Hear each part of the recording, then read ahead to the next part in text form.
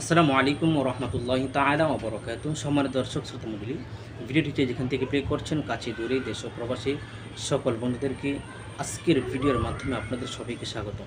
প্রিয় বন্ধুরা আমার, আশা করছি ভিডিওটি শেষ পর্যন্ত দেখে আপনার মন্তব্য অবশ্যই কমেন্টসের মাধ্যমে জানিয়ে দেবেন। আর আপনি যদি এই চ্যানেলে নতুন হয়ে থাকেন অবশ্যই নিত্য নতুন আপডেট পাওয়ার জন্য অবশ্যই আমাদের চ্যানেলটি সাবস্ক্রাইব করে বেল বাটনটি বাজিয়ে দেবেন।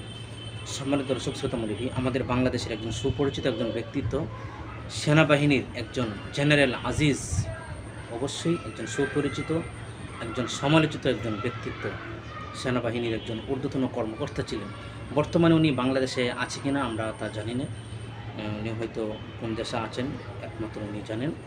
সম্মানিত দর্শক শ্রোতা মণ্ডলী, আজকে বেনজির আহমেদ, জেনারেল আজিজ, এই দুইজন মহান ব্যক্তিকে নিয়ে বাংলাদেশের মধ্যে সমালোচনার ঝড় উঠছে। এই দুজন ব্যক্তিকে মানুষে কীভাবে দেখতেন, এই দুইজন ব্যক্তি আজকে কী পরিমাণ বাংলাদেশের আয় উন্নীত করেছে। দুইজন একজন মহান ব্যক্তি হয়ে যদি তারা যদি বাংলাদেশের মধ্যে এই কুকর্ম করে থাকে, তাহলে বাংলাদেশের মানুষ আর কী করবে, আর কী করবে সেটা আমার বুঝে আসে না।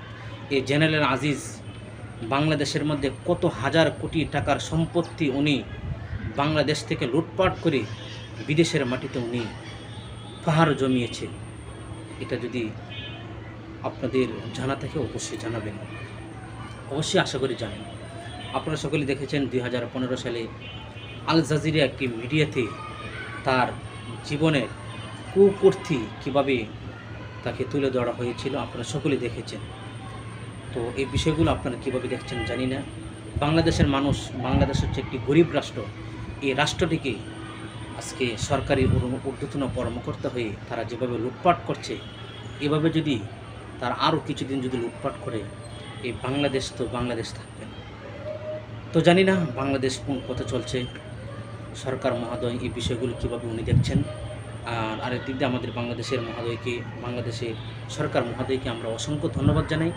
উনি যেভাবে এই বিষয়গুলো উনি তদন্ত করতেছেন, উনি যেভাবে ওনারা আমলে নিচ্ছেন, আমরা ওনাকে বলবো উনি যেন এই বিষয়গুলো আরও যেন তদন্ত করে স্পষ্টভাবে এই লোকগুলোকে যেন আইনে আওতায় এনে সর্বোচ্চ শাস্তির ব্যবস্থা যেন করা হয়। বাংলাদেশের মানুষ এক অক্ত খেলে আরেক অক্ত খাবারের কোনো তারা বাদ পায় না। আর এই দেশটাকে তারা লুটপাট করে কীভাবে ধ্বংসের পথে ঢেলে দিচ্ছে, এটি হচ্ছে আমাদের কষ্টের। তো দর্শক শ্রোতা মণ্ডলী, এতক্ষণ ভিডিওটি দেখার জন্য আপনাদের সবাইকে স্বাগতম। আমাদের এই চ্যানেলে যদি নতুন হয়ে থাকেন অবশ্যই বেল বাটনটি বাজিয়ে দেবেন। সকলে ভালো থাকবেন। পরবর্তীতে আবার নতুন কোনো ভিডিওতে ইনশাআল্লাহ আপনাদের সাথে সাক্ষাৎ হবে। আসসালামু আলাইকুম ওয়া রাহমাতুল্লাহ।